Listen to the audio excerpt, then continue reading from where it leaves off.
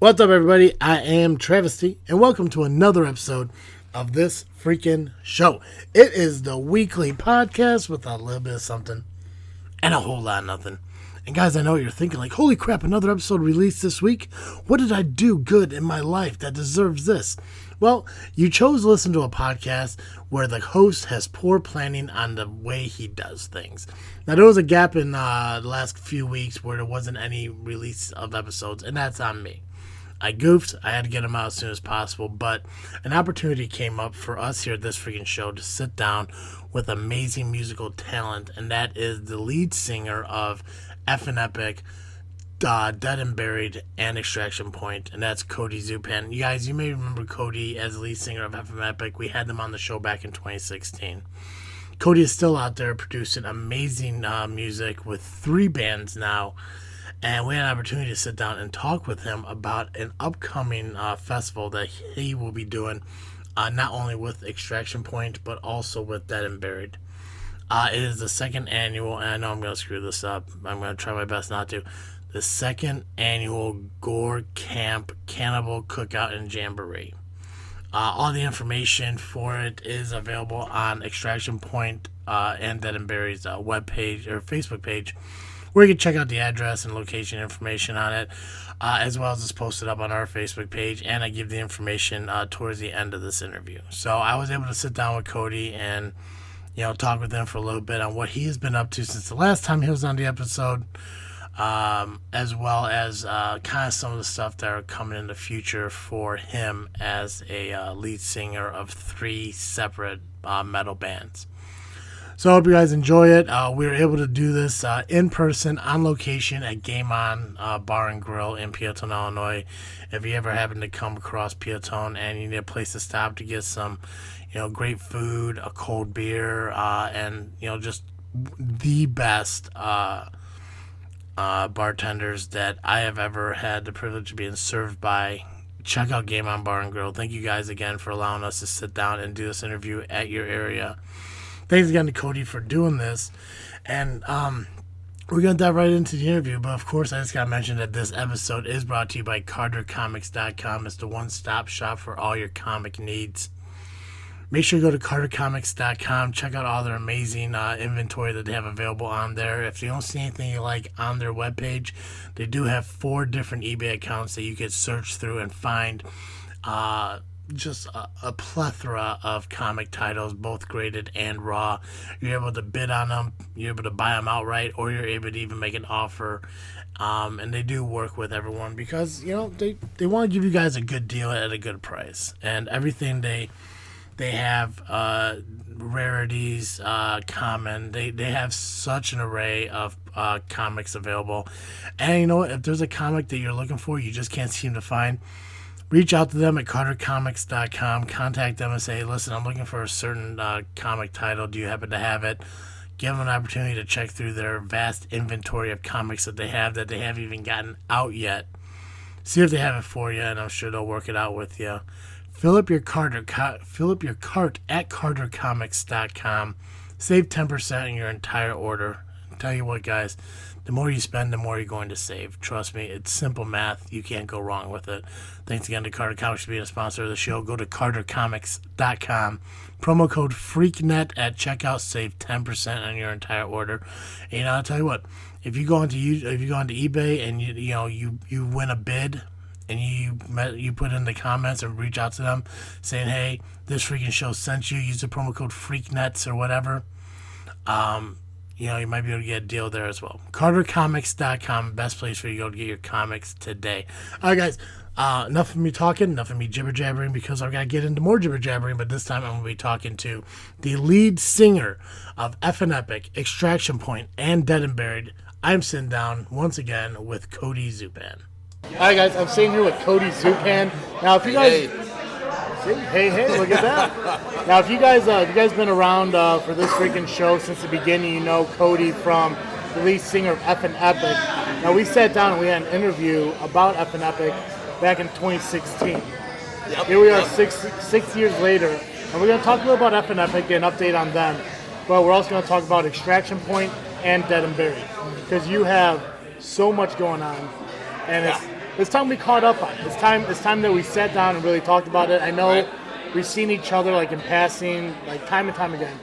And I know I said to you, I gotta get you on the show. And because I'm such a professional, I keep putting it off. But you have a show coming up this weekend that I definitely want to talk about because there's a lot of things about it that being a non-metal fan, I don't know much about. So you're gonna educate me on it. Okay. So firstly, like I mentioned, you are the vocalist of Dead and Buried, Ephin Epic, Extraction Point. Yes, sir. Yep. You have a show coming up this weekend. It's the second annual. It's the Gore Camp, second annual Gore Camp Cannibal Cookout Jamboree. Yeah, and I guess one of the cool. It's a mouthful. It's so much, right? But you know it. You memorize it. I got the second annual part, so hey, I'm in that. There you go. It is this Friday. It is this Saturday, and what I just learned before the interview is you're actually playing both nights. Friday night, Ephin Epic. Saturday night, Dead and Buried. Friday night, Extraction Point. 10 o'clock, and then Dead and Buried is going on Saturday about like 2:45, 3 o'clock in the afternoon. Both days are starting early. Yeah. There's like 35 bands on this thing, man. That's what, when I was looking at the event for it and everything, I saw that they were talking about like 30 plus bands. And I was like, that's pretty cool. And I'm looking at the list of all of them. Names I've never even fathomed be names of bands, but I guess in the metal world, you try to find like the most shock factor you can for a band name. Yeah, and like I think somebody's named Crap Factory. There is one called Crap Factory on there, and like it's something that comes with the territory, man. I can't really explain it. I mean, bands like Cannibal Corpse and stuff like that came out. That was the old school death metal, the first death metal bands coming out. I guess they were the ones to kind of really start the kind of grotesque and dark titles, band names, Now stuff is pretty goofy out there, and whether or not these guys are taking their band seriously or just for fun, it don't matter. Dude, they're out there doing it. They're getting a name for themselves. They're being recognized. Some of it is shock value, and that I think goes a long way sometimes. Or it could, I don't know. There's always they say that's like there could be no bad publicity. Yeah. Like it's always any publicity is good publicity.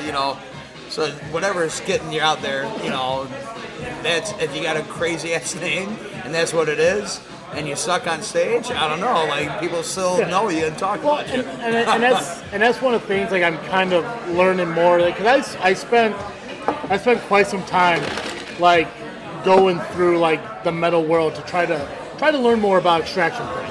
Yeah. And the little I do know when it comes to like the metal genre and the metal music, it's like you said, like, all publicity is good publicity for what seems like to be metal music. Like, Ozzy Osbourne bites the head off a fucking bat, everyone goes nuts. Right. I'm assuming if Garth Brooks does that on stage, it's not gonna get the same, shock factor or effect.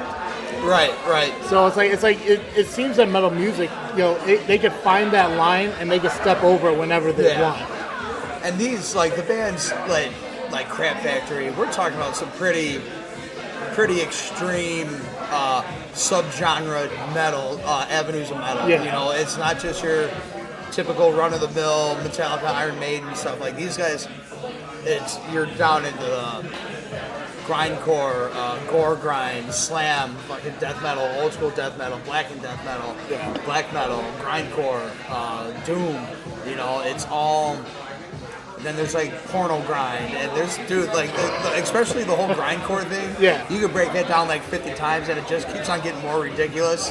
But some of those bands are fucking killer, and it's like some of them it sucks because a lot of them don't ever get noticed just for that style.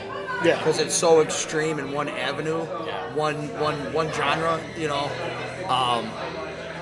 that it takes a lot for them to be noticed. But you just got to go to the shows and keep up with like the scene of it, and like watch for flyers and go to the shows, and you'll see all of a sudden there's a band pop up on a flyer that you're going to a show for, never heard of them. Yeah. You check them out, you're like, oh fuck, these guys are awesome. Oh shit, they're from Joliet or Chicago. Like it's kind of how just the territory of it. Well, and I want to talk about a couple of things that you kind of just brought up as far as genre goes. Now, you're currently in 3 different bands: Ephin Epic, Dead and Buried, Extraction Point. Genre of music for each of those, is it the same or are they different? So, God, it's like ask anybody that's in a band and tell them to define themselves. Yeah. It's I know I'm going to ask you to do it, and I know it's going to be difficult. But if you just the simplest genre you had to just pick. I really couldn't. Like, it would just be called heavy metal / death metal, I guess. So would all 3 be the same? To a lot of people that don't listen to it, they listen to all 3 bands and be like, it's all the same stuff. Okay. But really, it's because the vocals. The vocals, once you have heavy and hard vocals, like, people usually define, oh, that's death metal. That's death metal. But now, there's hard vocals on stuff that really isn't brutal music, and it's making it work. Like, so a lot of these newer modern metal bands, I don't really know what else to define them as, but they got heavier vocals on stuff on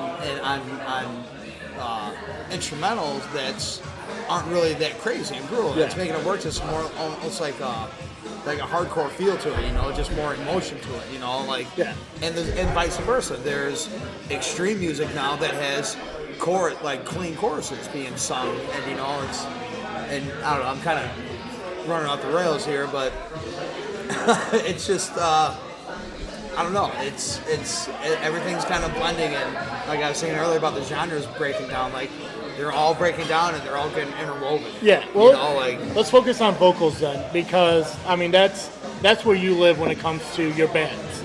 Yeah. You're the front man, you're the singer. I don't do anything else. I've never learned any instrument.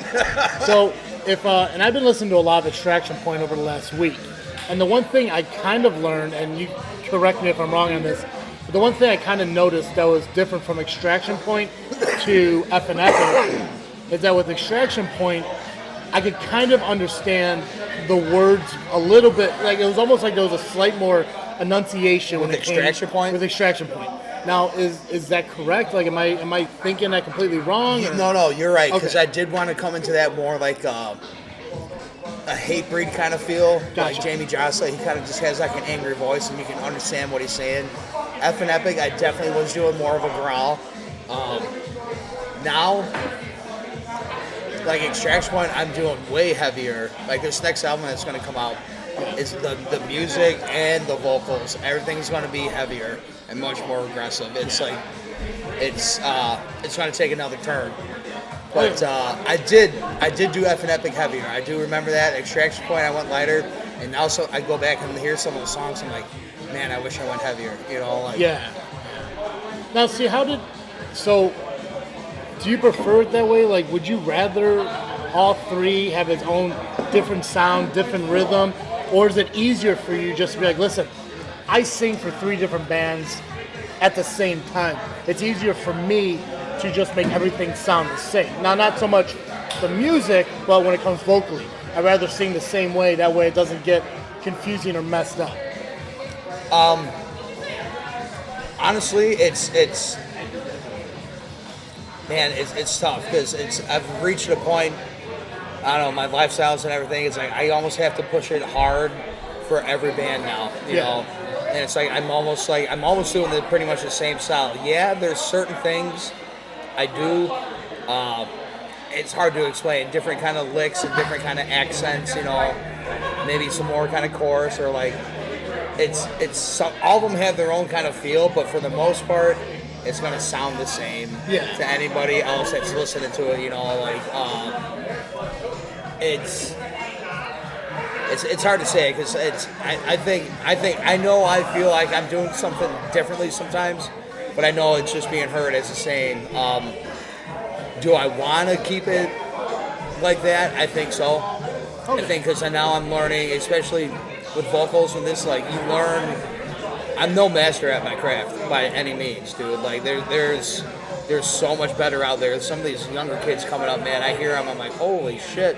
And we're talking some pretty brutal, guttural vocals, you know, like for example, Lorna Shore or Arcspire. Like, these guys are probably around my age, if not younger. Lorna Shore has crazy deep guttural vocals, and just it sounds like something out of this world.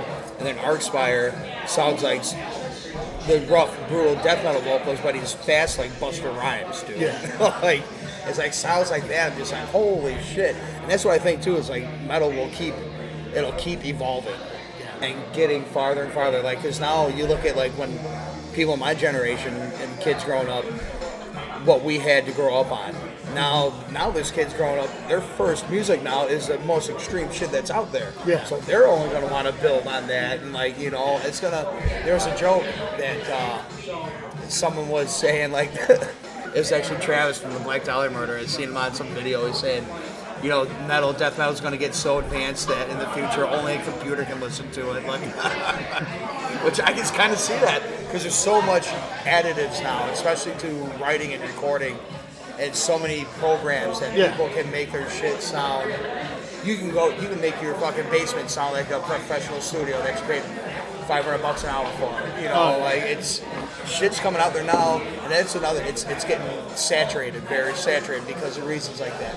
But I think, hell, if you can create something cool, you might not tour with it, but if you create something cool, put it out there, make a couple albums, get some kind of underground following, that's the fun of it, you know? Yeah.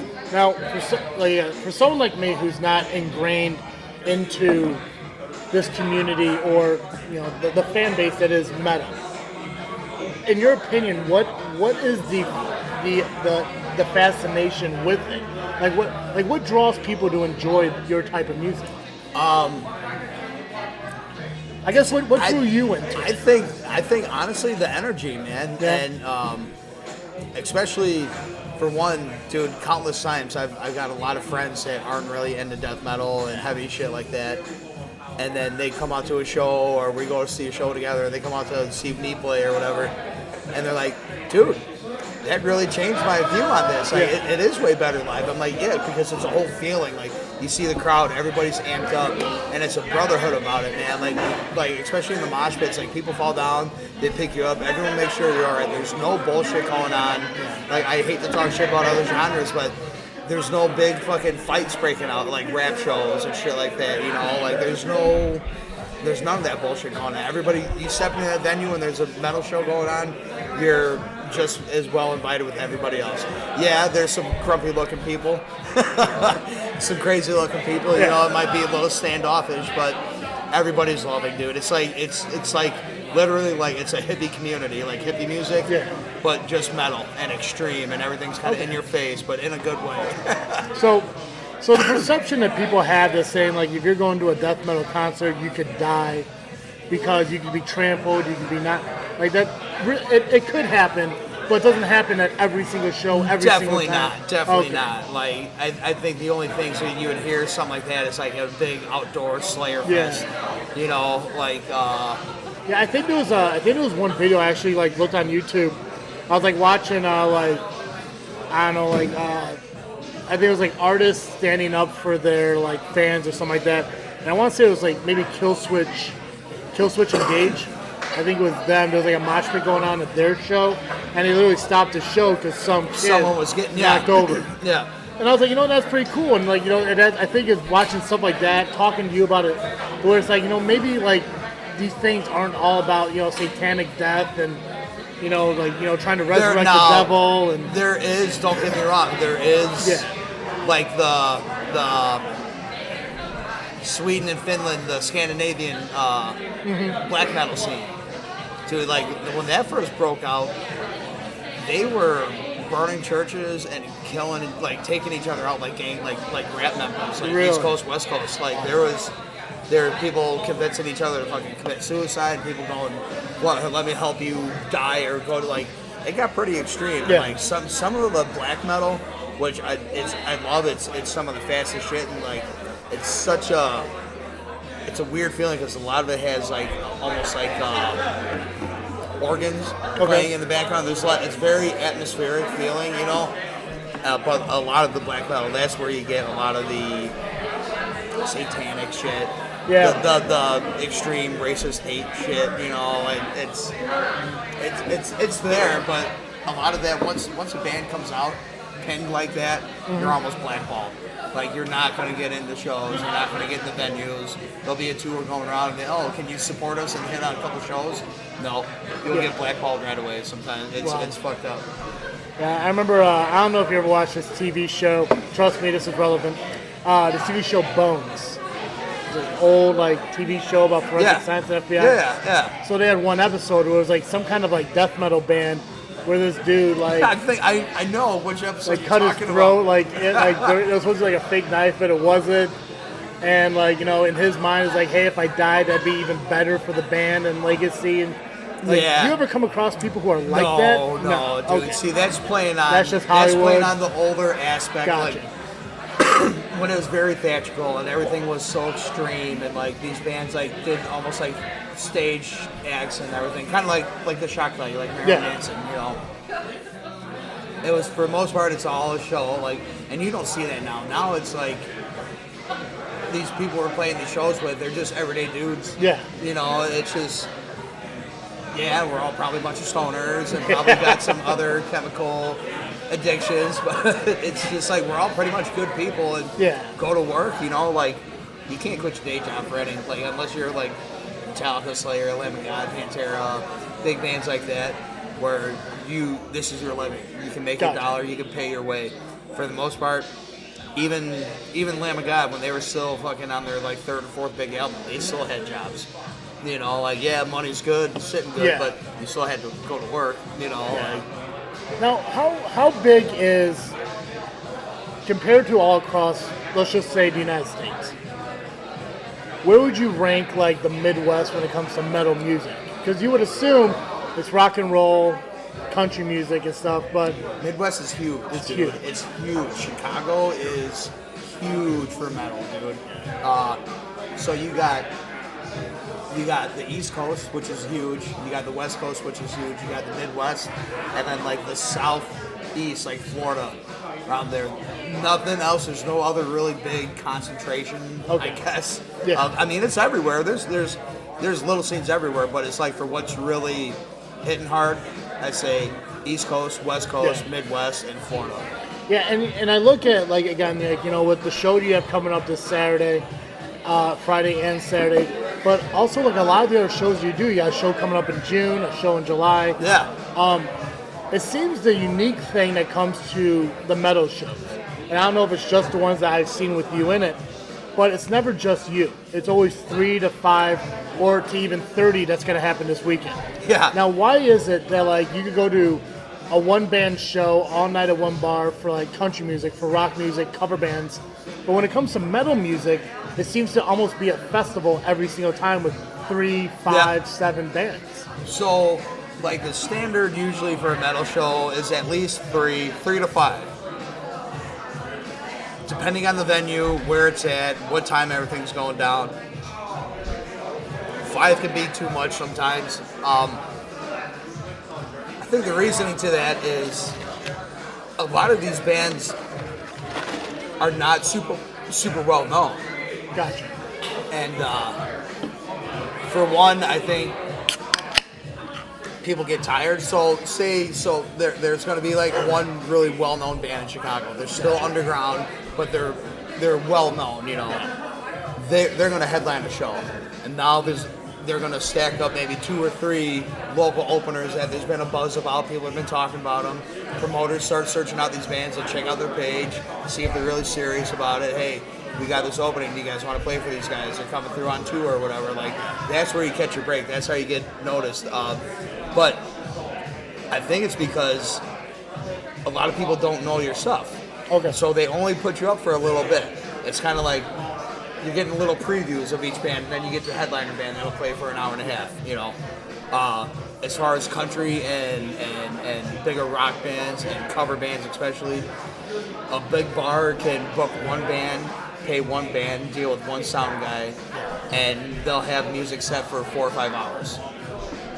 That's why they usually get paid more too. When it comes metal, a lot of these guys, a lot of us, don't really have that much material. You do, but you can play songs, but and then you start getting to the point where it's like, all right, the crowd's obviously kind of tired, nobody's paying attention to you. You say you got 6 more songs? No. Yeah.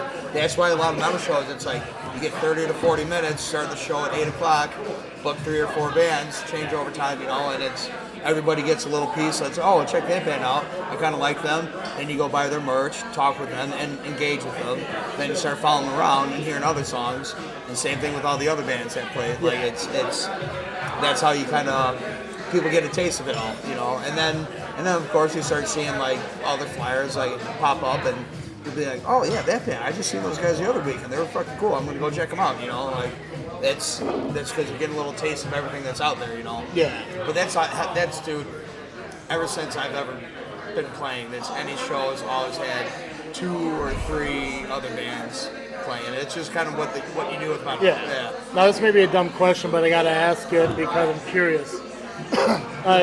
So lead singer, you know you're doing your voice the way you're singing throughout the entire song. Yeah. I don't like alter it or do whatever you're doing to it. Because clearly you're talking now fine. You're not talking like you're singing. Yeah. Okay.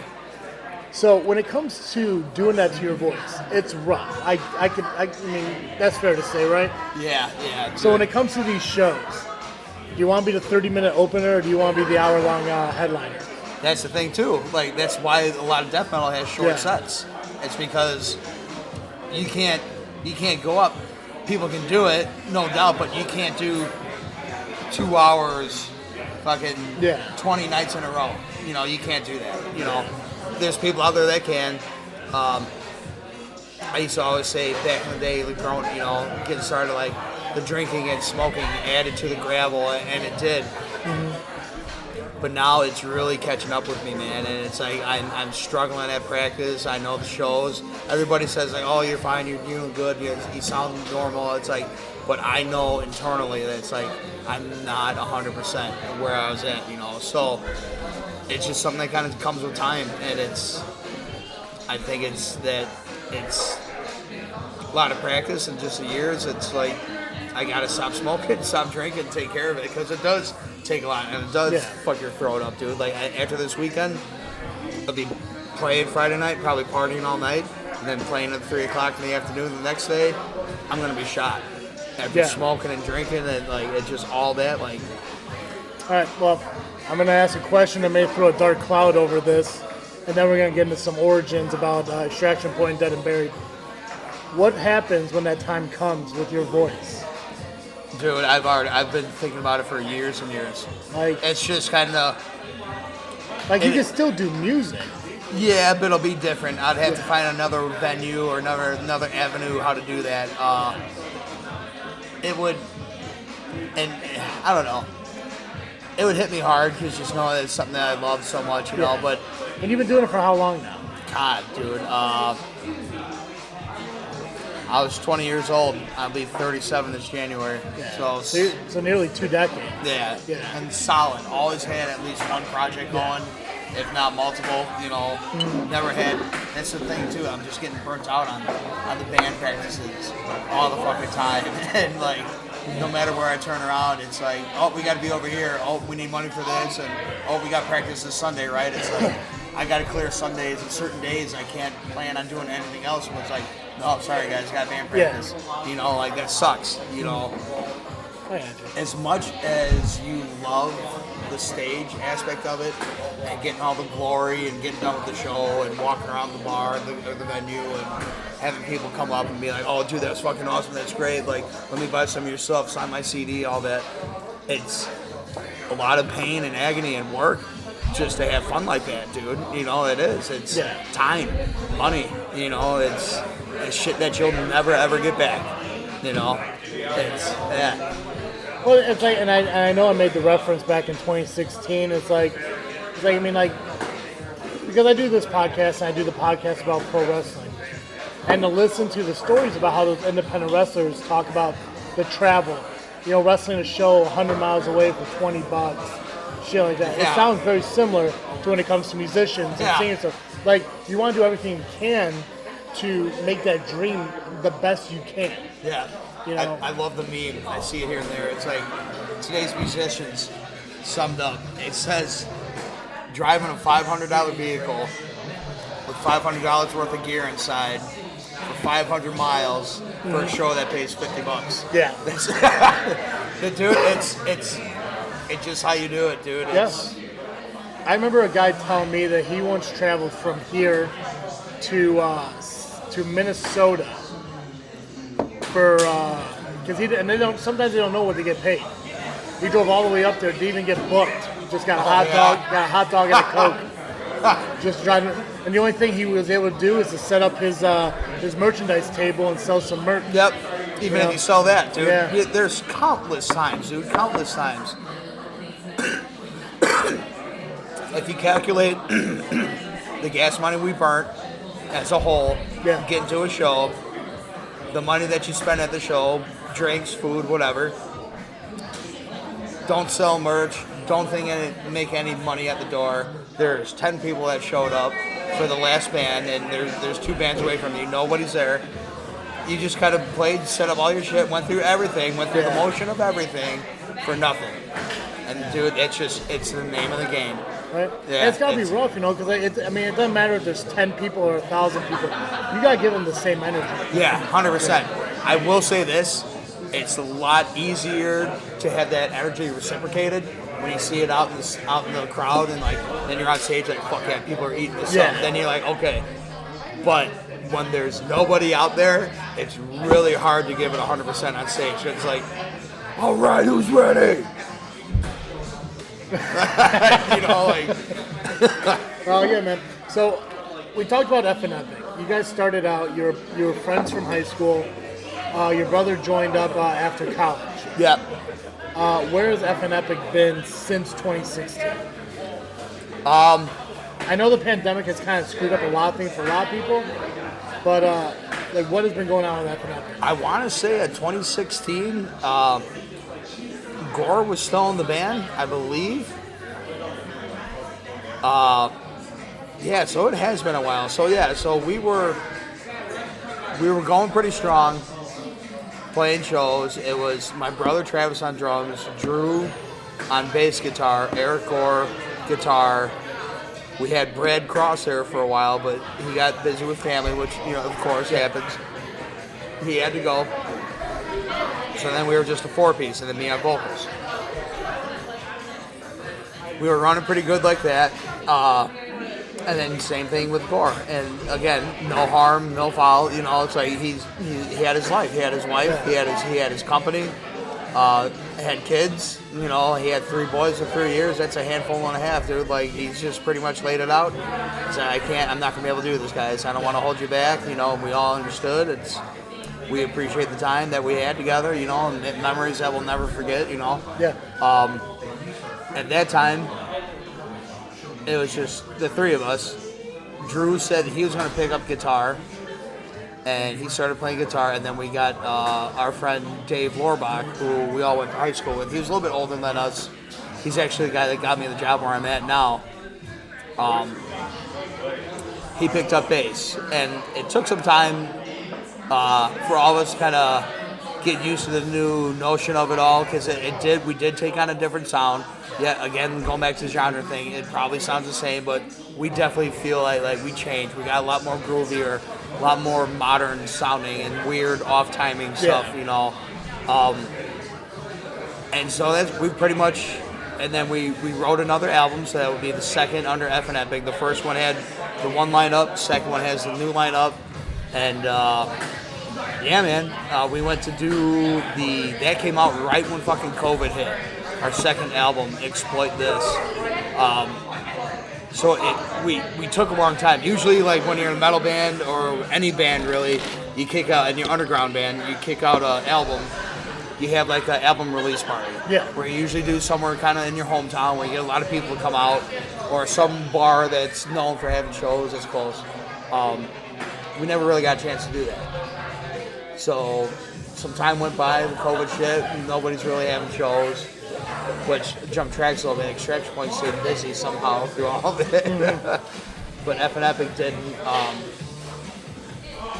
And now, after never really releasing the second album officially, we had one show at the Looney Bin. It didn't really go over well.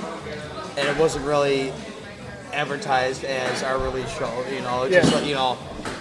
And now, pretty much the guys have been writing like crazy. We got enough material for like another half album, and it's like, nobody really knows our second album stuff yet, like. But yeah, so we're still getting together. I will say the three guys, Drew, Dave, and my brother Travis, they definitely get together a lot more than me getting over there. Just busy, life, work, house, girlfriend, other bands. Yeah, so I know like a lot of your shows that you do are more up north. Definitely, yeah. The festival that you're going to do is more out west, west of Peoria, almost near Iowa. Yeah. So we grew up in a small town. We both grew up in the same small damn straight, town. This area isn't really like metal fan like Phil. I don't want to say friendly, but like you don't get a lot of metal fans out in this area.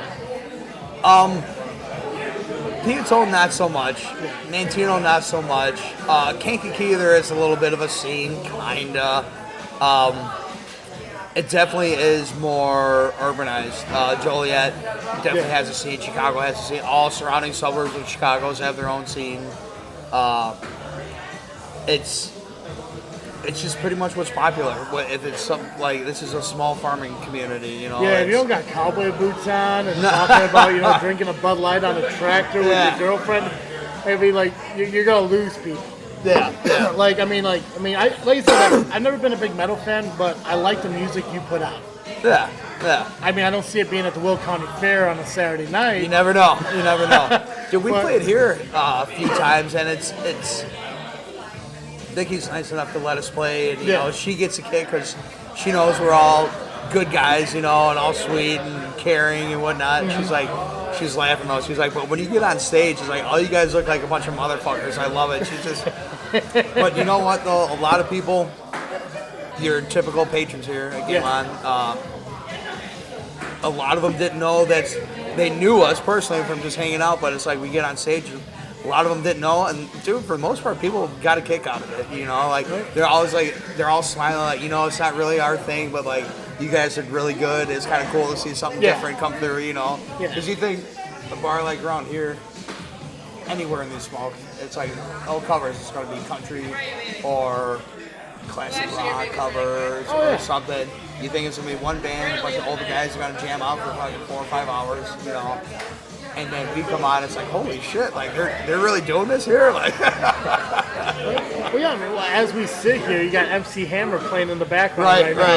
You gotta edit that.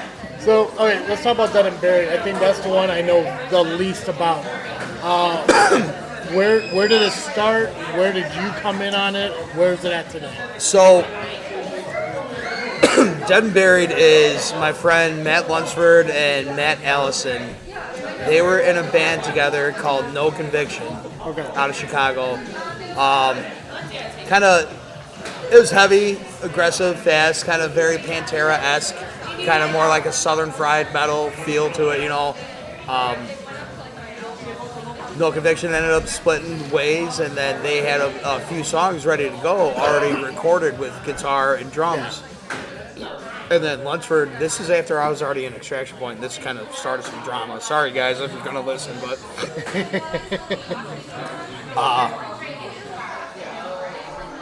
I've always had a few projects, Yeah. At the time, I was in God Dementia and Ephin Epic. Ephin Epic wasn't doing much. God Dementia was pretty much not doing much. And then Rick got a hold of me to join Extraction Point, so I joined Extraction Point. At that time, God Dementia was pretty much falling off, not doing anything. Ephin Epic was practicing, but not really getting out doing shows. I felt like I could still take out another band. I saw my friend Matt Lunsford. He posted, hey, looking for a vocalist. Anyone on him? Hit me up, let me know. I hit him up. He's like, hell yeah, dude. He's like, I know you got the chops. Let's do this. And we started jamming, and then we got a bass player, Javier. He's from like the Aurora area.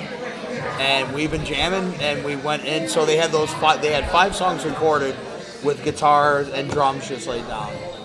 And then we went up to the recording studio up in Zion at Mercenary Studios. Yeah. And then we did the bass tracks and laid vocal tracks and kicked that EP out. It's just self-titled, Dead and Buried, but I feel like it's definitely it's more death metal. It's more edgy, more aggressive. Ephin Epic's kind of groovy, low, more chunkier. Extraction Point hits all genres. Yeah. It's all over the place. This one, Dead and Buried's more focused, more brutal. Every song, you know, it's heavy, you know. Yeah. Well, that's more my style. That's more my cup of tea, you know. Like I'm trying to remember because like there was, I want to say it was about a year ago. You emailed me a bunch of different songs from I think all three of your bands. I think Dead and Buried was one. I did, yes, I did. Yeah. I got a couple CDs in the car if you want. I want everything. Okay, I want everything. Right on, dude. I'll get you. I got Ephin Epic and Dead and Buried. Those two that you don't got. Yeah. I want those. The one thing again, and I want to go back to listening to Extraction Point on YouTube, listening to your disc, your CD that you guys have uploaded on there. I think when it comes to Extraction Point compared to Ephin Epic, the Extraction Point songs seem a little bit slower, methodical. The Extraction ones? Yeah. Then Ephin Epic? Yeah. Yeah. Definitely more deeper. melodic. Yeah. Like deeper, slower. The structure of it all. Yeah. There are some songs, yes. And when Extraction Point came out, when I joined those guys, they went into the practice with them, and each song that they had was almost like they had one that was like this genre, and it was all very old school, basic. They had like they called this one Slayer, and they called this one Jungle Rot. They called this one like as a bolt thrower, you know, just because it sounded like. I think that was very constructing the basics of what we're wanting to do. Some of the songs I don't like playing anymore because they seem so basic. Yeah. Because we're playing like pretty extreme guys that like up next they're gonna be like, you know, and then we're like, you know, it's like it's kind of like it's basic, you know, like, and it almost is like that too, where it's like a fucking competition now with everybody. It's like they're playing to just outdo the band before them, like like even if it makes sense in the smallest amount of way or any way whatsoever. It's like they're just check this out, and they're just, it's like they call it a wank off. Like everybody's wanking off on their guitars, going too crazy, looking at the crowd like, dude, look at me, do you see what I'm doing? Like. But it's I don't know, man. It's goofy. but currently, all three bands, you're working with all of them. CDs are coming out, songs are being made. Yep. So, Extraction Point, you have a new bassist. That's you guys announced it. She's starting in July. Tell me a little bit about her, how you got connected with her. So, Jessie, I don't know the last name, but McAlpin. She's been in the scene for a long time. Everybody's known her. She's been in a few different bands, Radio Creeps, which actually Ephin Epic played a couple shows with. Kind of been out of the scene for a little while, for a few years, which, you know, everybody's, you know, no harm, no foul. Again, it's just something that she had to do. Now she's getting back, and our current bass player, Rob Hicks, he bowed down, which is, again, no harm, no foul, like we all understood. He's got family stuff going on, you know, like work. He's got 3 kids too, you know, like it gets tough. You can't do this stuff. And now we're kind of hush-hush, but we're getting into a contract deal with a record label, and now it's like the guy's saying he's gonna devote so much money, but it's to help with us and push us. But when they say it's like, hey, we got a big show up in Milwaukee on a Wednesday night, we gotta go. You know, we gotta go do that. We can't keep backing out the shows if they're offered, because then he's gonna take his money out and be like, sorry guys, you know. We need that backing, but he's gonna help us. But it's kind of like when he says jump, we gotta say how high, you know, and which is understandable. Like, he's not wanting really any cut of anything.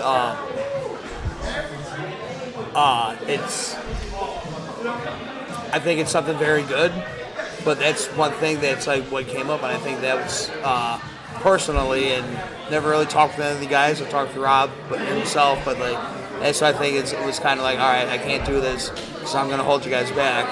And, you know, we're going to get a big show offer and I'm not going to be able to do it. You know, and that's, I think, something's on everybody's mind that's ever in a band. It's like everybody's got their schedules and home life. And it's got to be, you got to be able to drop that. You know, you got to be able to disappear for a few weekends in a row. You know, if you got a family, it's tough. You know, yeah. So she came along, Rob Serrano, our drummer, and Rick Lancaster, lead guitar for Extraction Point. They were starting to scout around and hit her up, and she agreed, and she's been learning the songs. Came into practice a few times, and I think she's going to do good. We're looking at a good energy here. Finish up the second album, and hopefully have the second album out by summer. It'll probably be late summer, but you know how that goes. Yeah, it's 100%. No matter how much you think you're ready, you still want to go back and fix shit, you know. So is she going to be the first female band member that you've worked with, like, ever? Yes. Now, how's that feel? No, not as like a permanent band thing. Our friend Holly, she came up for Extraction Point one. It was like a farewell show for one of our buddies that passed away. And Rob Serrano and Holly and him, Randy, that passed away, they had Chicago Metal Alliance, which is just like a promotion company kind of thing. They just kind of help push bands out, help like kind of street team, you know, like get the word out. He passed away. They had a farewell show for him at Sugar Skull up in Franklin Park, and we did. I'm gonna fucking lose it. I forget the name of the song, but we did a song in commemoration of him, and she got up and sang with me. There's been other times where chicks would jump up on stage or grab the microphone, but it's been nothing that, I don't know. It's have a go, guys. How's the growth been in the metal community with more female artists? Like, has there definitely, yeah. There's chicks, especially Chicago, dude. There's a whole bunch of them out there now, man. Yeah. Yeah.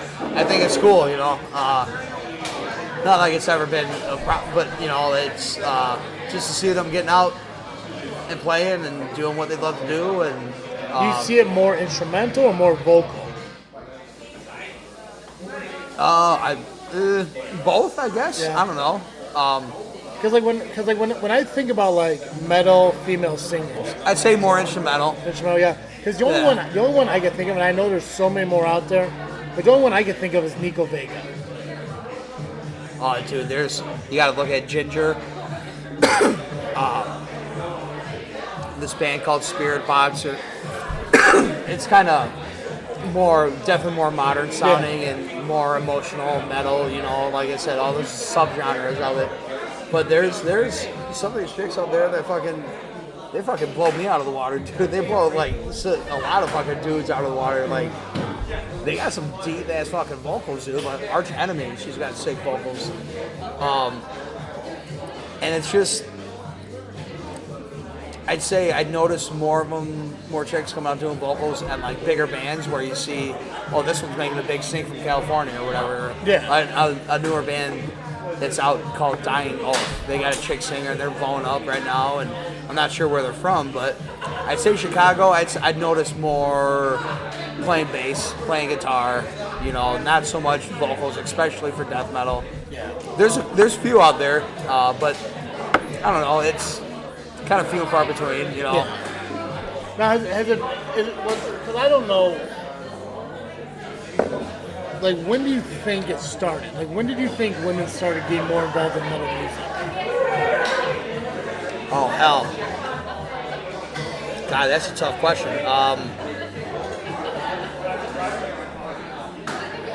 Well, they've always been involved in metal. Like, if the broad term of metal, you think back like the 80s hair band shit, it's always girls, Motley Crue. I want to focus just on the music you guys, like death metal. So, I don't want. Because if you want to look at, you can look at Joe Jett as being some kind of metal, right? And stuff like that. But I want to focus on not even Evanescence, because I think that's more like what goth rock or whatever. But like when you look at like a band like, let's say, Gore, Hatebreed, shit like that.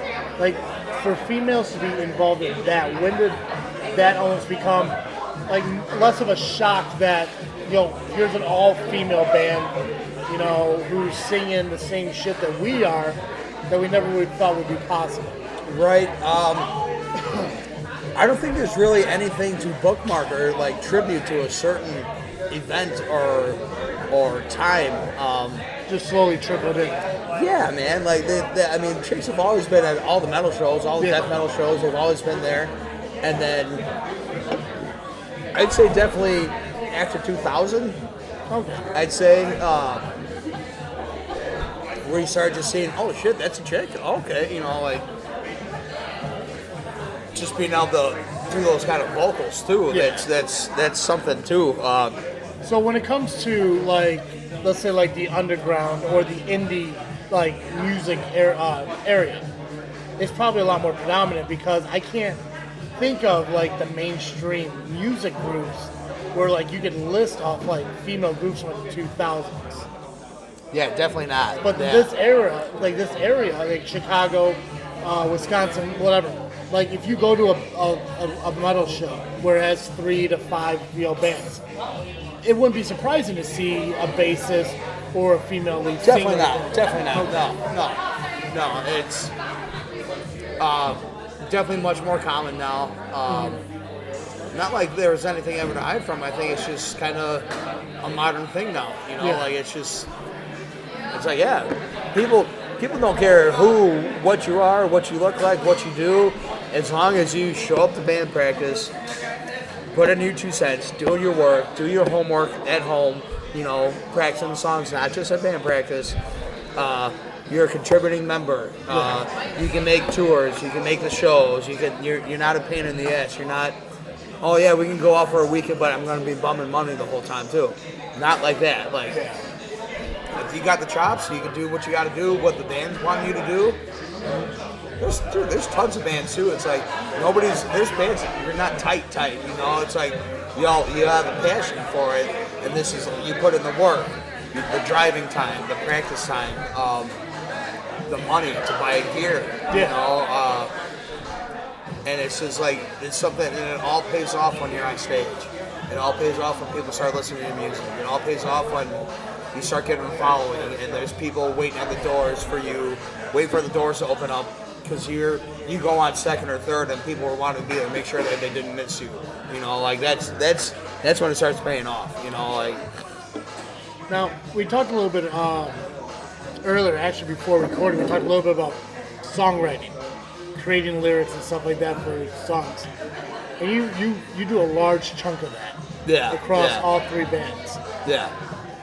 Now, how difficult is it knowing that you're writing multiple songs for multiple bands at the same time?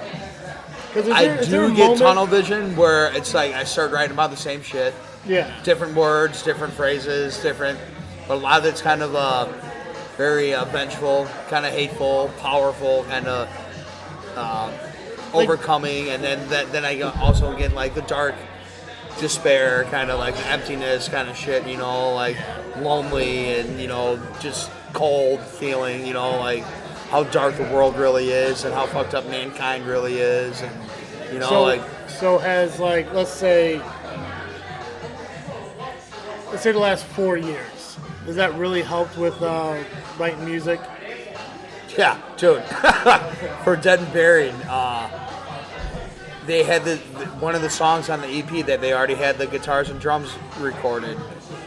I wrote lyrics to it, and I call it Violent Pandemic. And we wrote that like winter 19 going into 20. Yeah. And then all that shit broke out. And it's like, and all the misinformation and all that shit. That's pretty much what the song Violent Pandemic's about, is like a violent pandemic of people lashing out aggressively and violently and being lied to. Yeah. And like that's what you're running on, like it's a violent pandemic, it's Well, it's like I was listening to again, like I was looking up a bunch of extraction point shit. So I wanted to try to see if I could figure out as much as I can about your band going into this interview. And there was there was a show. I'm not sure how well known it is. I never heard about it. But it's called like Thrash or Trash. Yes. Okay. Extraction Point was on there. Yeah. I listened to that show. Yeah. And I can't remember the song it was, but it was a lot about Forced compliance. Yeah. And that one definitely. Yeah. That one was written for Extraction Point. That was written well into the 15 days to curve it. So that was definitely focused on all that shit. It's like force you to act out all their will, do as they say, take the pill, force you to things you won't believe, force compliance on your knees. Mm-hmm. You know. Now, are choruses important when it comes to metal music? I don't think, in my mind, I don't think too much of like there being a chorus when it comes to metal music. There usually is. Okay. If you're looking for it, you can, like, because all the fucking, all death metal, all something has a chorus. They might only hit it once, maybe twice, 3 times, maybe more. But like you can tell when because it's usually where the title of the song is thrown in, and it's more of a catchy part, kind of, you know, like, forced compliance. I repeat it a lot, but that was like there's like 3 choruses to that, and that's where, and it's. If you can call it the chorus, like it's a part in the song that we do 3 times. It's a really fast part, so it's not really chorus and groovy, but it's just, that's where I repeated the lyrics at, and it's just, So if you had to break down the structure of creating a song, creating music, lyrics, all of it, what comes first, the lyrics or the music? So, I like to write music first. Okay. Because then I can see where it's going, and then I can add. It's pretty much if you got like a or like I could be like bark bark bark, or I could just be like bark bark bark bark. You know, like I follow the guitars and the drums. That's how I write. I figure my pattern. It's like I'll kind of just make noise. And I'll record myself just making noise over them live in the practice spot. And then I'll go home and I'll kind of fit in syllables and make shit work, like on the punches, on the hits, you know. So how do the songs come to you? Is it like you're driving home from work one day and something pops into your head and you're like, you know what? I think that'd be a good lyric in a chorus to a song. Let me write that down and I'll follow back up with it. Honestly, dude, honestly, God, is I kind of start barking. I kind of start saying gibberish, some stuff that makes sense, some stuff don't make sense, and then I kind of just, as I keep listening to it, I kind of, wherever I was just kind of kicking shit on my head, and whatever kind of theme, I guess, kind of goes with it, that's how I kind of start basing it around. And I like to base, I get a title, and then I base the lyrics around the title. Okay. You know, like... So does the chorus come before the lyrics then? Or the lyrics come before the chorus? The chorus comes whenever it comes in the song, how it's written. Okay. So it could start with the chorus sometimes. Or sometimes, like, if the chorus starts, it'll just be instrumental. And then you hear the chorus, and then you hit the verse. It's all driving and everything. And then the chorus will hit again. And then it'll be music and lyrics. You know, and then because you hear the music from the intro, and then you hit the chorus again with lyrics and everything else behind it, everyone's like, oh, okay. That's really, like, a way to... grab people, I think, and like a really good way to write is the usage of chorus first, and like a simplified version of it, and then hit your verse, or maybe even 2 verses, and then once you go back in that chorus, people hear it, but there's so much more behind it then, and there's a lot of music, a lot of metal coming out that way now, and I hear it, and it's like, yeah, that's exactly what they're gonna do, and you can almost, dude. Especially when it's like cookie cutter metal, I'll be watching it. Band I've never heard before, never seen before, never heard a single song. And I'll be watching it and like, here's the drop. And it's like, oh, you can call it out. You know exactly what they're going to do next, you know. Just because it's what's it called? There's lack of better words, is music theory. That's what it's called. Like knowing what should go where. Just because it sounds right. Yeah. So when you sit there and you have like your lyrics written out, you got the song written out, you're like, this is perfect, I'm going to bring it to the band. Are you reading that out just normally, or are you doing your singing voice? Like, do you have to hear the song in your singing voice in order for the lyrics, the beat, and everything to make sense? Or can you just speak it out, like, the rhythm's good, this will work, this will flow? It's kind of feeling it out, just kind of hearing it. I definitely hear, like, when in practice and we're writing a new song and we're going about it, I'm just kind of like, they always say just ad-lib, just jump in, like when we're writing the song. Because a lot of times too, if I feel something like that, like say they're jamming a chorus, they're playing, and then the vocals kick in. And the way it's going, the choruses should stop because I came in halfway. But really, we do half without vocals, half with vocals, and then that's when they were going to stop originally, and then with the vocals on, I'm like, no, dude, go another one with vocals, and then it changes it sometimes, like with the vocals, just hearing it, it's like, oh, definitely go one more, and that'll change up the writing of the song, but it's all for the better in the end, like. So the process for you is the same across all three bands? Pretty much. Yeah, 100%. Yeah. Now, is that you, or is that just a norm? Norm. Pretty much all three bands kind of work in a similar fashion where it's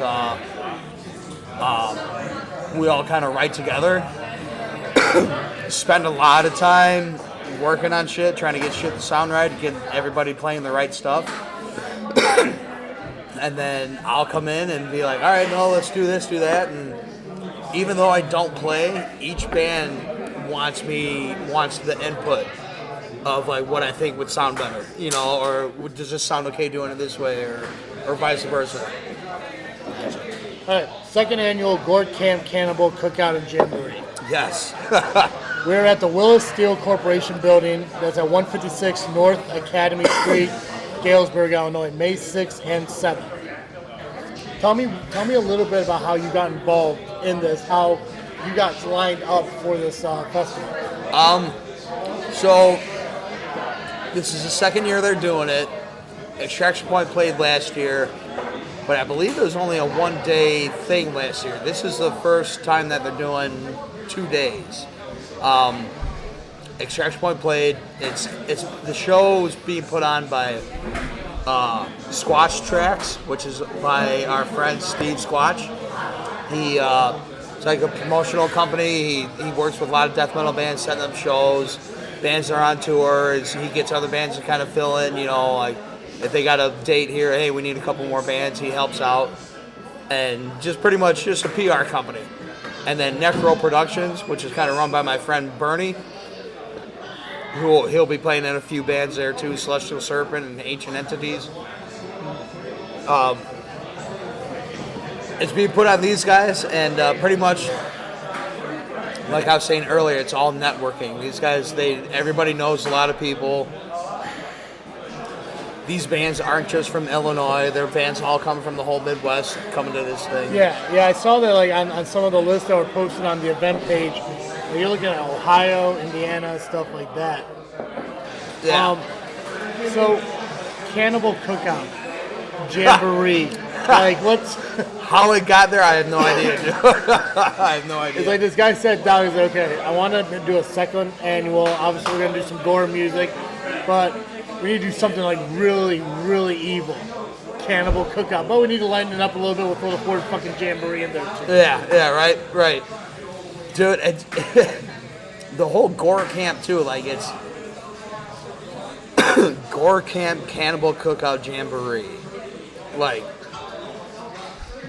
I think it's open for camping, but no one really camped last year. I got my pop-up camper. I was thinking about bringing it down because I'm playing both days, But yeah, I honestly don't know. Steve, that's up to you, man. Well, it looks like tickets are still available. Oh, yeah. You can still get them through PayPal or Venmo at Squatch Scratch. Yep. Single day tickets are $40. VIP for a 2-day pass, one person, $60. It comes with a T-shirt, a meal for both days. Again, it doesn't state what the meal is, but cannibal cookout. You know, be your own judge, I guess, along with a poster. Yeah, and then there's a second VIP, which I believe is for 2 people, same as above, but 2 T-shirts. Yeah. Extraction Point, you're playing 10:20 to 10:50. Yeah. So a pretty late show. Pretty late, and there's a couple more going on after us too. But no, dude, it's pretty cool because it's a Willis Tower or Willis Steel Corporation. Pretty sure it's abandoned. I'm not sure how they got rights to do this. Last year is all cool. Cops didn't really bother with us. It's a BYOB event, so they don't have to get like a liquor license or anything. They had a grill cooking out food, that, you know, just basic stuff, burgers, brats. Yeah. But someone's got to know somebody in that town to like convince them because it's a small town. It's smaller than Peatone, I think. It looks small, dude. Like I said, like when I looked up the venue to see, because like I was so confused by it. Right. Like Willis, like what the, okay, so I looked it up and I went down the street view and it definitely says on the side of the building, Willis Steel Corporation, like for lease. And I'm like, oh, okay. Well, I'm busy that day, but it's awesome. Right. It's also 3 hours away. Yeah. So how is the setup for something like that? Like an indoor metal jamboree. So, like and that's it's a big, there? huh? You guys are bringing your equipment down there? Everyone uses their own equipment? Well, okay. Whenever there's a big fest like this and there's over 10 bands playing or whatever, usually it's convenient to where the house or whoever's putting on the show and sound, they supply a drum kit, cabinets, guitar cabinets. So then all the bands just need to bring their guitar heads, their guitars, and then drummers can bring their cymbals and the drum throne. But everything else is usually set up, so the changeover time is pretty quick. Because if you're trying to do this 15 to 20 bands a day, and you let everybody take the time to set all their gear up, play, break it all down, have the next band move it all on stage, you'd be getting through 2 bands in an hour. Yeah. You know, and you know, if not more than an hour and a half.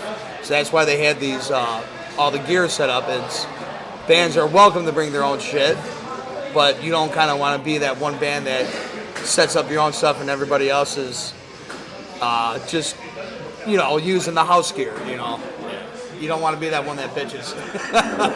Well, that's what I was trying to wonder, because I know like a lot of those festivals and stuff, they'll have like more than one stage. Yeah. I know Entropy, I think, did some kind of outdoor festival years ago. Where I think they had like a main stage and they had like 2 separate like side stages or something like that. So I didn't know if that was like, if that's something that how the festivals work. Not this one, but I've played shows like that. Hell, we played one. Where was that? Some Northwest Summer. But it was at this big venue, and the stage was probably, I'm not kidding you, man, probably a good 60, 70 feet. Wow, okay.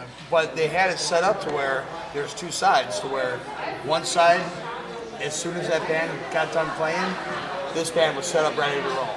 When that band was playing, this one was tearing down, and the new band was setting up, so as soon as music stopped over there, music starts over here. And that's kind of the idea of the multiple stages, where you get a much better flow of music, you know, like. Trying to thumb through your stuff here real quick to look at some. Because like I said, what time are you playing Saturday? Saturday, I want to say we're 2:40. 2:40, okay. In the afternoon, I think we're the 3rd or 4th band. So just to say how early it started, you know. Yeah, because Friday it starts that early too. Friday it starts early as shit, yeah, dude. I'm getting out of work at 4:30 and going home, getting cleaned up and hightailing it out there. I'll probably get there about 8:30 and we go on about 10:20, yeah. Well, you're going to have to tell me what they're serving food-wise, because I got to know. It's got to be the Texas Chainsaw Barbecue. Because I know I saw a recent article posted by that Squatch guy. Yeah. That said a local man got arrested for throwing a rack of ribs at his wife's head. So I just want to know if that man went missing and you guys are going to have some fresh barbecue. Whatever you do at this cannibal cookout and jamboree. Right. You guys keep me updated. I look forward to seeing pictures and stuff. Oh, yeah. You guys, at least for Extraction Point, it seems like you guys are everywhere on social media. You got Instagram, you got Twitter, TikTok, Facebook. Yeah. I mean, you're on YouTube. Extraction Point definitely has done the most as online PR like that, like getting ourselves out there. And I got to hand it to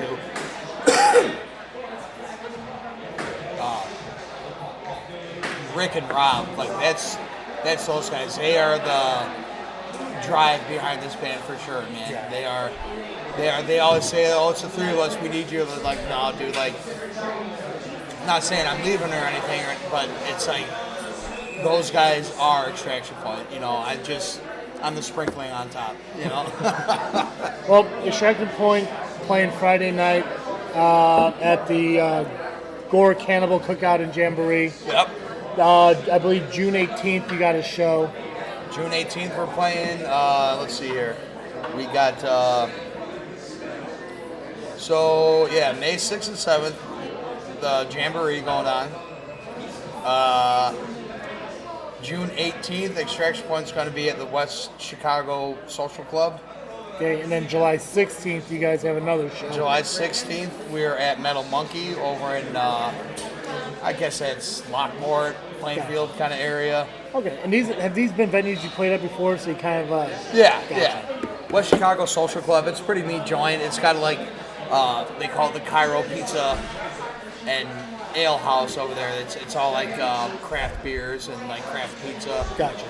But they have a little stage in the corner, kind of more like a hippie, yuppie place, kind of, you know, but they've had good shows. Metal Monkey is a brewery out there which has serious metal shows. They have big bands coming through. Yeah. And it's always kind of like a one-off show. Like, they'll be on tour, and then all of a sudden, they'll book it.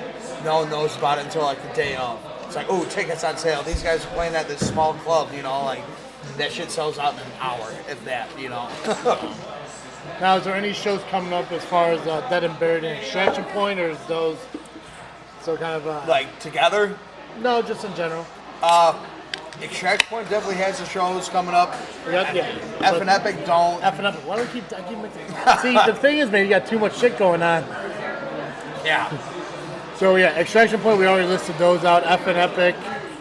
Do they have any shows coming up? Ephin Epic, no. Dead and Buried, we have this show this weekend, and that's it. But Extraction Point, we're actually doing quite a bit. We got the June 18th, July 16th.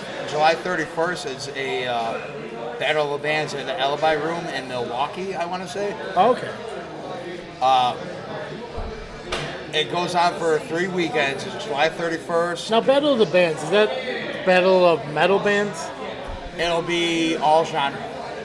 It's just going on strictly on sound and performance and professionalism. Okay, We've done that before. We've won a few Battle of Bands playing hard death metal, hardcore shit. See, the thing is, okay, so this freaking show is just one podcast idea. JFW is the other one. Yeah. But it's all under Freakin Studios, which is what I'm trying to grow and make something up. And I always thought to myself, like, how awesome would it be to make like a Freakin Studios presents like a Battle of the Bands and get like local bands from like the Peatone area and stuff. And I know there's a few out here, but to get like others too. But all I kept thinking about was like, I don't know how you could judge Ephin Epic going up against Black Cadillac. Yeah. Going up against Entropy. You know, stuff like that. Like I couldn't figure out how to sit there and say like, well, you know, the music was great, but like, how do you decipher the difference? So when you say like all music, I mean, are you doing a battle of bands like country bands and rock bands and hip hop? It's yeah, dude. Honest, we did one at Reggie's Rock Club in Chicago, and it was country. It was a young band that sounded like classic rock. There was a one-man hip-hop thing that just had a track and he rapped to it. Like, it was all, but for the most part, it was younger first outgoing bands, I'd say. You know, like there's. I honestly don't think we should do these because we'll probably crush it, and they'll be like, "Yeah, you guys have been doing this for some years." Because that all, the way you set up, the way you do sound check, the way you do everything, like people know it, and they're like, "Yeah, these guys, they know what's up." You know, like instead of like looking around like you don't know what's going on and fucking up and too much time in between songs without saying anything or doing anything and like talking to each other on stage, like they don't look good, you know, like that's how these battle bands, like that's how I think they judge it, you know, it's strictly, it's not on taste of the music, it's just how you do it, you know, that's why I think it's, I don't know, so we'll probably kill it. Gotcha. Well, that's pretty awesome, man. Well, good luck to the Battle of the Bands in Milwaukee. Yeah. Good luck this weekend at the second annual Gore Cannibal Cookout and Jamboree. There you go. I'm sure I'm missing a word. Gore Camp Cannibal Cookout Jamboree, second annual. For those of you who want to check out the show, you can find it on Facebook. Just look up second annual Gore Camp Cannibal Cookout and Jamboree. There you go. Or it's a lot easier, just go to Extraction Point and find it on their page. They are on Facebook. Find the information, get your tickets ahead of time. I think the VIP 2-pack is probably the best value. Yep. It's $75 for both nights. Comes with 2 T-shirts. Get a hotel. There's a hotel there, like 8 minutes away. Yep. Like everybody's going to be there partying. You don't got to sleep in your van in the alley. That's for bands only. Cody, is there anything that I may have missed that you wanted to bring up, or I think we covered everything? I think we hit all the bases pretty damn good here, Travis. So yeah, dude. Awesome. Now, this has been fun. I know it's hard to ask because it was 6 years ago, but how much better was this? Way better. So much fucking better, Way right? better, way better. Right? It's a lot easier instead of having 3 different people trying to ask you generic questions about what's your favorite influence band. Yes, it flowed better. I think it's, when it's a one-on-one kind of thing, I think it's a lot easier to get in the groove and just pretty much just talk and chill, dude. Like, right? Plus, we're drinking beer. Yeah. I mean, even though I'm drinking this. Yeah. Bud Light Next. I gotta tell you, though, I love this. Next? What is Zero it? carb beer. Is it like seltzer? No, it's a beer. Really? It is a malt beer. Huh. Yeah. 4% too, not bad, I guess. Yeah. It's a game changer, bro. All right. But I do appreciate you sitting down and talking with me. You bet. Again, guys, go on Facebook. You can find Ephin Epic on Facebook, Extraction Point on Facebook, Dead and Buried's all on Facebook. Yep. Like Ephin the pages. Epic, Extraction Point, Dead and Buried. They're all available on Facebook. Like their pages. Keep in touch with their events when they have shows coming up so you don't miss out on them. I've known Cody for 10, 12, 15 years, forever. It's been a while, man. I think he may have bullied me when we were kids. I can't remember. You got picked up. How much younger than my brother, Travis? A year. A year. And then Nick's in between me and my brother, right? My brother, Nick? Yeah. Nick and Travis are the same age. Okay, so yeah. I got you. You definitely could have bullied me. Maybe. I was bullied too, man. I didn't pull that shit. It's Pietro, man. Bully or get bullied. That's just how life is. I get it. Right. But I do appreciate you sitting down and talking with me. Again, good luck at your festival and everything. And guys, like I said, make sure you check out Facebook. Like I said, because you're on so much social media for Extraction Point. It's amazing. Yeah. Check it all out. TikTok, Twitter, Instagram, just Ephin Epic band or Extraction Point band. They'll all pop up. So again, thank you. I appreciate it. You bet. Thank you, Trev. Again, we want to thank Cody for taking the time out to sit with us as we go through what he's been up to. Again, the phenomenal opportunities that this guy is making for himself is absolutely incredible. And I encourage you guys to support him and every band that he is currently working with. Follow them on Facebook. Again, Ephin Epic, Extraction Point, Dead and Buried, all available on social media. Search them, listen to them. If you're a fan of metal, these guys will be in your playlist for years and years to come. Make sure you follow us on social media, Facebook, Instagram, Twitter, just by searching This Freakin' Show. Thank you to Carter Comics for being a sponsor. CarterComics.com. Save 10% on your entire order at checkout by using the promo code FreakNet. Go to ballwash.com. Get your all hygiene needs. Use the promo code FreakNet. It'll save you 15% on your entire order of Ball Wash products. And check out audibletrial.com. audiobook.com/freaknet. Get yourself a 30-day free trial plus a credit to your first audiobook. Try it, cancel anytime, but you get your first 30 days absolutely free just by using audibletrial.com/freaknet. Guys, again, thank you so much for listening to this episode. Thank you for being a listener of our show for so many years. And hopefully we can bring you more interviews like this with more content creators in the future. That's all I got. As always, I am Travesty, and thank you for listening to another episode of This Freakin' Show. I'm out.